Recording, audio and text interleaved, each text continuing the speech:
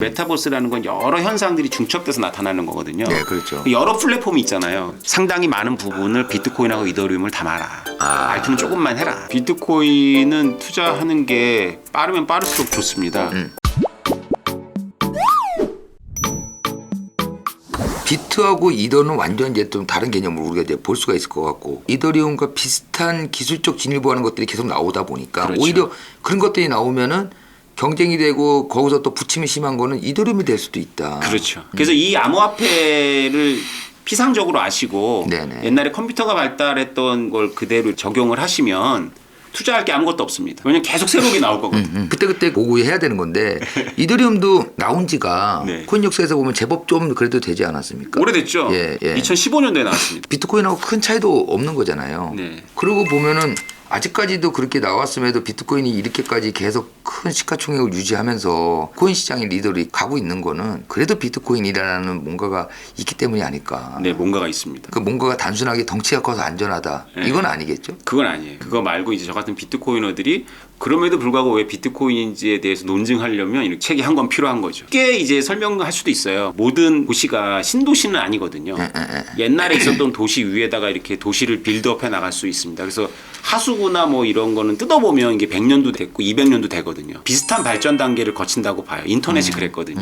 네, 우리가 지금 쓰고 있는 인터넷 스트리밍이나 이런 것들은 TCP/IP를 쓰면 속도가 막 뒤죽박죽되기 때문에 네네네. 그렇지 않거든요. 그럼에도 불구하고 인터넷의 골격은 언젠가는 도달하는 TCP/IP 시스템이거든요. 비트코인과 이 암호화폐도 비슷할 거라고 저희는 보고 있는 거예요. 비트코인이 느리고 둔중하지만 가장 신뢰받고 있기 때문에 가장 밑바탕의 레이어가 되는 거고 그 위에 세련되고 이런 것들 날렵하고 목적에 또 맞는 것들이 계속 올라가는 거죠. 우리가 한 20년 후에 쓸 때는 비트코인을 쓰는 건 아닌데 네네. 그런 시스템들이 전부 다 이렇게 근거 자산으로 삼고 있는 것이 비트코인일 것이다 이렇게 보는 거죠. 수많은 디지털 자산들의 중개 역할을 할 거라고 보는 거예요. 비트코인. 작가님처럼 비트코인에 대해서 연구하시고 국내에도 꽤 계실 거 아닙니까? 네. 그분들하고 학술이나 아니면은 이렇게 정기적으로 그런 거에 연구하는 어떤 모임들이 있나요? 모임들이 꽤 많이 생기고 있죠. 그리고 대학에서도 과도 만들어지고 학부에서 과가 만들어지는 건 아니지만 대학원 과정에서 과도 만들어지고 연구하시는 분들이 굉장히 많습니다. 이제 한 가지는 공학 쪽에서 출발하시는 분들은 아무래도 저처럼 비트코인이라는 화폐 현상보다는 이더리움의 블록체인 스마트 콘트랙 플랫폼에 좀 집중을 하세요. 근데 저는 제가 7년 동안 이렇게 공부를 해오고 주변한테도 여러 번 차례 말을 했는데 공학적으로만 보면 이게 오히려 또 안 보여요. 종합적으로 화폐 현상하고 무역 금융 시스템 전반을 봐야 되거든요. 굳이 이렇게 나누자면 비트코인과 블록체인은 인문학 베이스가 훨씬 더 중요합니다. 근데 이제 한국은 문화가 전부 공학 쪽에서 왔어요. 그러다 보니까 자꾸 늘 빠르고 싸고 뭐 이런 시스템에 계속 꽂혀 있는 거죠. 최근에 뭐 엘살바도르 같은 데 있잖아요. 네. 이런 데서는 이제 비트코인을 아예 그냥 법정화폐로 채택을 했어요. 네. 나라 자체가. 메리 애덤스 뉴욕 시장 같은 경우에는 뭐 3개월치 월급을 비트코인으로 얻겠다 뭐 이런 얘기도 했었고, 사실상 변화가 조금씩 현재 진행형으로 나타나고 있는데 비트코인과 함께하는 미래를 작가님은 어떻게 보십니까? 비트코인과 함께하는 미래는 비트코인을 조금이라도 빨리 들어오신 분들은 경제적인 지위가 많이 올라가 계실 거고요. 비트코인을 계속 부정하고 기존의 경제학적 관점을 이렇게 하셨던 분들은 본인이 기회를 놓친 것에 대해서 아쉬워하시겠죠. 왜냐하면 단지 가격이 올라가는 것이 아니라 네. 기존에 있는 산업을 새로운 기술이나 새로운 관점에서 재정의하는 산업이 크게 부상을 할 거거든요. 젊은 세대가 비트코인을 빨리 접근했다는 건 뭐냐면 이 산업에 빨리 들어왔다는 겁니다. 2000년도 초반에 인터넷 닷컴 붐이 꺼졌잖아요. 네, 그렇죠. 근데 페이스북이나 구글은 그 다음부터의 스토리거든요. 엄청나게 커졌단 말이죠. 그죠. 그래서 우리가 인터넷 버블 꺼졌을 때 인터넷은 하나의 패션이었다, 하나의 패드였다 이렇게 했던 글들을 제가 타임즈에서 봤습니다. 똑같습니다, 지금도. 그러니까 우리가 가격은 폭락하고 올라갈 수 있지만 이제 본격적인 건 아직도 시작을 안 한 건데 그것은 이 현상을 빨리 접근한 젊은 세대가 기존에 있는 산업들을 기존 세대하고는 다르게 정의 내릴 거거든요. 압축해서 말씀드리면 우리가 지금 메타버스 상황에서 부동산들을 막 거래하잖아요. 생각해보면 말이 안 되거든요. 안 되죠. 실제로 사람 사는 부동산이 아닌데. 그죠. 근데 이렇게 생각하셔야 돼요. 한국이나 이런 선진국들 빼놓고는 토지 등기 제도가 잘 안 되어 있습니다. 그래서 땅을 사서 투자를 하고 있으면 새로운 주인이 나타나요. 근데 이것이 메타버스 상황에서는 그런 문제가 전혀 없잖아요. 그죠. 그럼 메타버스 상황에서의 부동산과 실제 아프리카하고 동남아시아의 부동산이 언젠가 만납니다. 그게 오래 안 걸려요. 제가 보기 10년 안에 그것이 만날 거라고 보고 있어요. 그러면 거기서 얼마나 많은 금융의 파생 상품이 나오겠어요. 이제 본격적으로 그런 나라에서도 땅을 담보로 학자금을 갖다 쓸 수 있는 거거든요. 은행이라는 중개업 없이 비트코인과 이더리움을 이용해서 스마트 콘트랙으로 전 세계에서 한 1000명한테 10만 원씩 돈을 받아서 의대를 다니는 거죠. 아프리카 청년. 이런 현실이 이제 곧 나타나는 거죠. 먼 미래도 아닐 건데요. 그렇죠. 그래서 이 메타버스 현상이 지금 약간 거품이 있어 보이긴 하지만 네네네. 말도 안 되는 이 현상이 지금 그거를 가리키고 있는 겁니다. 우리가 보기에는 비트코인보다 더 말이 안 되잖아요. 가치도 없는 부동산이 메타버스에서 막 거래가 되고 확보하려고 하고 있지 않습니까? 네. 얼마 전에 뉴스 보니까는 아바타한테 쓰는 돈이 이게 뭐 천문학적인 거예요. 네. 그래서 그 메타버스 부동산도 저의 분신인 아바타가 내가 비록 현실에서는 집 하나를 못 짓고 살지만 가상 세계에서라도 너 땅이라도 좀 갖고 있어라 그래서 사주려고 부동산 그런 것들을 접하는 지금 요즘 세대들 이 세대들이 상당히 이제 어떻게 옮겨갈지는 또 모르는 거잖아요. 제가 2014년도 5월달에 비트코인 강했다라는 책을 초판을 처음 냈는데 네네. 제일 먼저 전화가 온 데가 NC소프트였어요.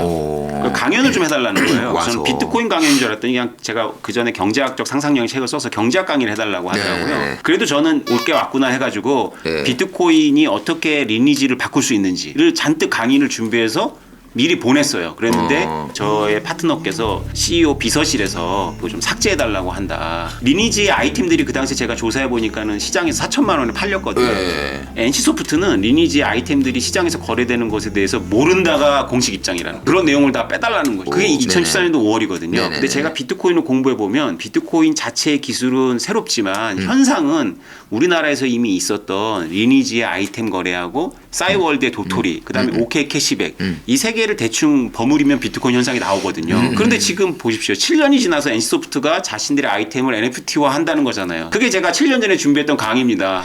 아니 7년 전에 제일 먼저 들어놓고 왜 딴 게임사보다 왜 제일 늦게 얘기하냐고 이걸요. 그러니까 그때 말 못했어요. 그거 비서실에서 지워달라 그래가지고. 그러니까요.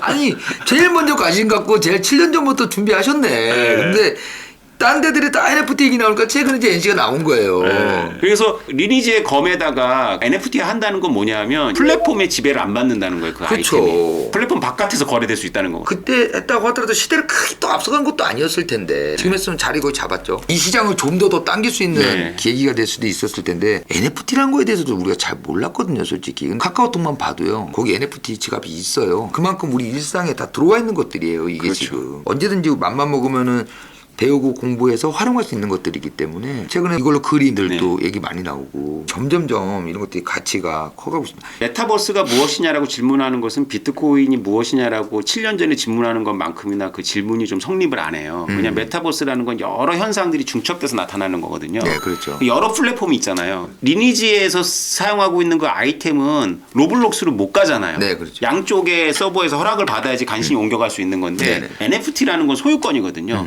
그래서 이 메타버스에 있는 그 수많은 플랫폼들을 그냥 옮겨 다닐 수가 있는 거예요. 그래서 NFT가 그 안에 그림이나 영상이 직접 들어가진 않지만 소유권이 들어가기 때문에 예를 그죠. 들면 모나리자를 박물관에서 NFT로 10만 개를 만들면 10만 개의 NFT를 갖고 그걸 가진 사람은 자기 싸이월드 자기 방에다 모나리자를 걸어놓고 로블록스의 잼민이들은 모나리자 찍기 게임을 하는 거죠. 모나리자 막 찢는 거예요.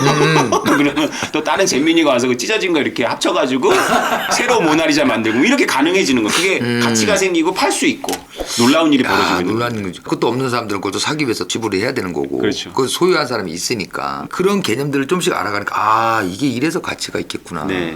그래서 세컨드 라이프의 그 린든 달러하고 로블록스의 로벅스하고 리니지 아데나가 서로 호환이 돼야 되지 않습니까? 네네. 이게 호환되는 기축통화가 바로 비트코인이라고 보는 거예요. 그러니까 수많은 디지털 자산들 우리가 상상하고 있고 상상 못할 그 수많은 디지털 자산들의 근거 자산이 결국 비트코인이 될 거다. 야 이걸 또 비트코인을 메타버스랑 또 연결짓고 여러 가지 산업하고 연결짓니까 또 다른 재미가 있네요. 점점 알면 알수록 가상화폐 시장이라는 게 단순하게 그냥 우리가 사고 팔고 하는 투자 수단만이 아니라 생활이나 삶을 좀 바꿔놓을 수 있는 그래서 사람들이 더 열광을 하는 것 같기도 하고 전 세계에 일단 코인 개수가 10,000개가 넘는다고 해요. 엄청난 건데 비트코인 이제 폭락 때 보면은 국내에서 이제 반응한 코인인데 김치코인이라고 늘 얘기를 하잖아요. 김치코인은 가격이 이제 올라서 주목을 받기도 했어요. 우리가 지금 비트코인하고 이더리움 이런 네. 큰 이제 코인들만 얘기를 했는데 알트코인들이 있잖아요. 이거에 대해서는 좀 어떻게 보세요? 알트코인 현상은 계속 있을 거예요. 제가 비트코인을 주변 분들한테 열심히 설득을 하면 네. 결국 나중에는 사긴 사는데 알트코인을 사시더라고요.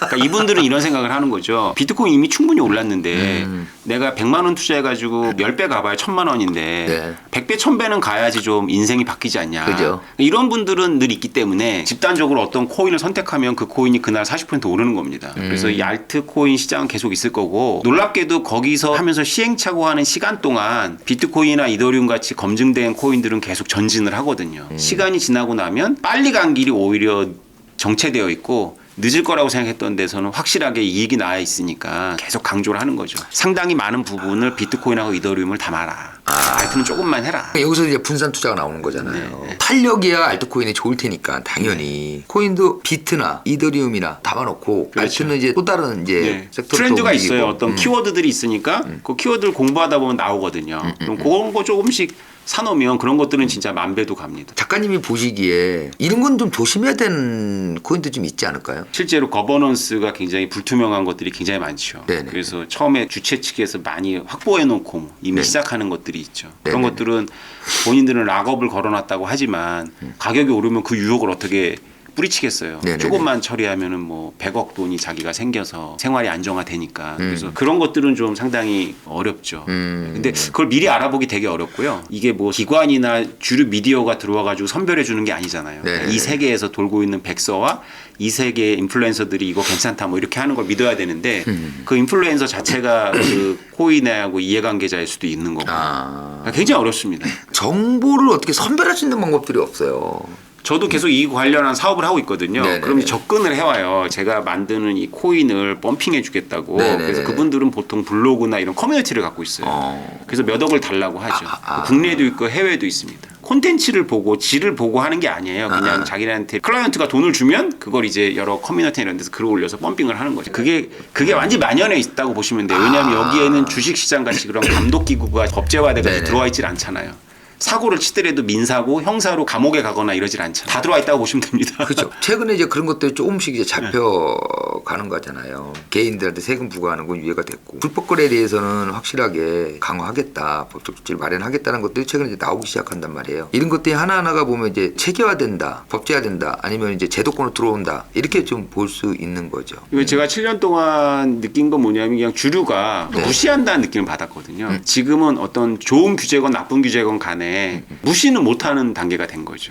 건드려야 된다, 어떻게 끌어안아야 된다, 아니면 막아야 된다라고 하더라도 관심은 관심이니까 일단 주류가 좌시할 수는 없는 상태가 된 거죠. 무시할 수 없는 상태가 된 거죠. 그 요즘 보면은 게임 관련된 코인들이 주목을 많이 받아요. 게임하고 코인의 조합. 작가님 보시기에는 어떻습니까? 게임 회사들이 제일 빨리 이해했어요. 비트코인이나 알트코인 용도에 대해서. 왜냐하면 저도 사회 초년생 때 게임 회사에서 사회 경력을 시작을 했거든요. 네네. 거기서 제가 사이버머니 팀장을 했습니다. 20년 전에. 29살 때. 그 경험이 저한테 알게 모르게 비트코인을 발견하도록 한 것 같아요. 게임 회사들의 로망은 뭐냐면 자신들이 게임 세계에서 쓰는 칩 같은 가상화폐가 실제로 가치를 가져서 다른 용도로도 쓰는 거. 플랫폼을 빠져나와서. 또 하나는 뭐냐면 우리가 도박이라고 할 수 있는 갬블링이 게임하고 접목되는 거. 이 두 가지의 로망이 다 있어요. 말로는 안 하지만 근데 이 두 가지는 현행 법이라든가 이 도덕적인 걸로 이렇게 묶여져 있는 거거든요. 그쵸. 그래서 아까 NC소프트 같은 반응이 나온 겁니다. 우리는 모르는 일이다 이렇게 나온 건데 NC소프트의 리니지를 잘 들여다보면 거기에도 도박적 요소가 있죠. 왜냐하면 아이템을 인챈트하면 가격이 올라가는데 그게 복골복이거든요. 약간 그렇죠, 뭐 여러 가지 막 이렇게 사서 넣으면 이제 확률이 올라가는 거죠. 그래서 우리가 확률형 아이템이라고 하지 않습니까? 현상이 시작된 거 꽤 오래됐다. 그래서 도박과 관련해 가지고 비트코인과 이더리움이 솔루션이냐? 솔루션입니다. 기존의 인터넷상에서 인터넷 도박이 엄청나게 커질 수 있었는데 그것을 막았던 이유는 금융망을 막았기 때문이거든요. 그래서 비자나 마스터가 결제를 못하게 한다거나 금융이 이렇게 지불을 못하게 해버리니까 게임을 할 수 있는데 뭐 돈이 실제로 왔다 갔다 할 수 없으니까 막힌 거거든요. 근데 그것을 비트코인이나 이더리움을 이용해서 해버리면 막을 수가 없는 거잖아요. 그다음에 지금 이더리움이 올라가서 돌아가는 디파이라는 게 뭐냐면 탈중앙화 금융이라는 게 도박으로 치면 하우스가 없는 도박판이거든요. 저하고 부장님이 애기 바둑을 두고 있는데 이것을 기존의 바둑 플랫폼에서 하는 것이 아니라 바둑 플랫폼에서 만든 그냥 프로그램을 갖고 하는 거예요. 그럼 바둑 플랫폼에서는 관여를 안 하는 거거든요. 그냥 우리들만 하는 거기 때문에 규제 당국에서는 타겟이 없어져 버리는 거예요. 하우스를 잡아넣어야 되는데 하우스가 없는 거죠. 규제 당국 입장에서는 금융망을 못 막고 그다음에 하우스를 건들 수가 없으니까 비트코인 논문이 나온 2008년도에 그 기존의 도박 규제는 끝났다고 봐야 되는 거죠. 아직은 인식을 못하고 있지만 실제로 게임이 끝난 겁니다. 그래서 이더리움이 어디에 최적화되어 있는 플랫폼이냐고 저한테 만약에 물어보신다면 도박에 최적화되어 있어 이렇게 말할 수 있어요. 이더리움. 스마트 콘트랙이라는 게 그렇거든요. 저희가 알면서도 안 하는 이유가 가뜩이나 코인의 이미지가 안 좋은데 벌써 어르신들 이 얘기 들으면 봐봐 도박에 쓴대잖아. 비트코이너도 저렇게 얘기하네 이렇게 얘기하지만 사실은 금융의 알고리즘이 전부 도박입니다. 여기서 이제 결국은 탈중앙화 금융이 꽃을 피우는 거죠. 그러니까 게임이 비트코인이나 이더리움하고 만나는 건 필연이었다. 그래서 2014년도에 NC소프트가 저를 불렀을 때 제가 너무 날듯이 기뻐해서 와 이렇게 빨리 부르네 하고 막 달려갔던 거죠. 거기서 막힌 거죠. 이런 것들을 부작용을 없애기 위해서라도 당국이나 이런 곳들에서 계속 공부를 해야 되는 거고 이런 부분들을 본질적으로 따져보고 이렇게 외면할 일만은 아니고 그런 걸 더 넘어서는 것들을 만들어내야 되는 거잖아요. 그렇죠. 그거에 맞는 정확한 또 규제를 만들어야 되고 엄하게 또 규제를 만들면은 그런 것들은 그대로 성행하고 정상적으로 제대로 들어오는 것들이 막혀버릴 수 있으니까 맞습니다. 정확히 알아야 된다. 크게 보면 규제에서 두 가지가 지금 걸리는데 하나가 자금 세탁이고 하나가 청소년 보호예요. 그 청소년 보호는 바로 이 청소년들이 이제 너무나 문턱이 낮아진 거예요. 이 플랫폼에서 도박성 게임을 할 수 있는 이 문제에 대해서 많이 들여다보고 정말 좋은 규제를 만들기 위해서 저희같이 비트코인을 아는 사람들과 규제 쪽에 계신 분들이 머리를 맞대고 좀 고민을 해야 되는데 아시겠지만 지금까지는 그냥 어른들이 좀 가르쳐야 돼 뭐 이런 식으로 본인들 공부가 안 돼 있으면서 어른들이 좀 훈계해야 돼 뭐 이런 식으로만 들어가니까 그죠. 이게 엇박자가 났던 거죠. 지금 이 시간에도 가상자산에 이제 투자하려고 하는 우리 초보 코이너들이 많이 계시는데 이분들한테 작가님께서 조언을 좀 해주실 게 있다면 뭐가 있을까요? 비트코인은 투자하는 게 빠르면 빠를수록 좋습니다. 투자를 하시면 공부를 하게 되시더라고요 보통. 그리고 이것은 단지 투자 상품이 아니라 새로운 산업이 부상하고 있는 거기 때문에 빨리 노출될수록 투자자 본인이나 본인의 자녀들이 이 새로운 산업에서 남보다 더 빨리 이해를 하는 거죠. 다만 이제 너무나 가격 변동성이 심하기 때문에 비트코인마저도 가격 변동성이 심하니까 투자하실 때는 꼭 비트코인 위주로 담으시고 이더리움도 담으시고 그러고 나서 이제 트렌드 공부가 자신 있으시면 그 트렌드에 맞춰서 뜨고 있는 알트에 투자하시면 적은 금액으로도 큰 이익을 낼 수 있는 거죠. 너무 욕심을 부려가지고 트렌드에만 투자해서 내가 한 번에 끝내려고 하시다가는 제 주변의 케이스를 보면은 그렇게 성공하신 분들은 소문으로만 듣고 제 주변에 한 명도 없다. 소문으로는 있어요. 소문은 있어요. 네. 소문은 제가 많이 듣죠. 소문을 많이 듣죠. 정상적인 코인 거래뿐만 아니라 파생 거래도 있고 여러 가지가 있잖아요. 단기간에 큰 돈을 벌겠다고 접근하신 분들이 분명 계시단 말이에요. 좀 위험한 발상이다 그런 생각이 들고 나는 코인 투자를 해서 돈을 벌겠다 안 벌겠다 이런 문제보다는 다 할 때 내가 투자하는 방법을 몰라서 못했을 때 오는 소외감이라는 게 있잖아요. 내가 그걸 할 줄 알아. 근데 내가 잘 못해서 못 벌었어. 이거랑 또 다른 문제거든요. 아예 할 것 자체를 몰라서 어느 순간 지나다 보니까 내 주변은 그거를 해가지고 많이 번 분도 계시고 재산 형성이든 뭐든 하신 분들이 많은데 저는 그때 그거를 분명 알긴 알았는데 안 배워갖고 나는 나만 정체돼 있는 그런 소외감 최소한 그런 거라도 느끼지 않기 위해서는 지금도 늦은 건 아니잖아요. 그렇죠. 지금이라도 코인에 대해서 한번 공부를 한번 해보시고 이런 것도 있구나 이런 투자 수단도 또 있겠구나 라고 한번 정상적으로 접근해 보시는 것도 나쁘진 않겠다. 작가님도 투자하시면서 이렇게 굴곡을 많이 겪으시겠지만 그렇다고 하더라도 지금은 이제 거기에 대해서 남들보다는 뭐 몇 발짝을 앞서 나가시기 때문에 향후에는 더 좋은 또 결과가 있을 수도 있고 하는 거 아닐까 싶네요. 오늘은 좀 작가님 모시고 색다른 좀 코인에 대해서 얘기를 좀 해본 것 같아요. 우리가 이제 이 나갈 때쯤 되면 업로드 되면 이제 썸네일로 이렇게 작가님 나가시면 누군 또 무슨 또 코인에 대해서 좋은 또 종목 정보를 주시려나 하고 또 보신 분들도 계시겠지만 그런 거라기보다는 코인에 대해서 정확히 좀 알아라. 그리고 또 접근도 하시고 또 좋은 투자 수단 활용해서 재산 형성도 하셔라. 이렇게 보면 되겠습니다. 오늘 작가님 귀한 시간 내주셔서 감사하고요. 종종 좀 좋은 강의 좀 부탁드리겠습니다. 네, 감사합니다. 감사합니다.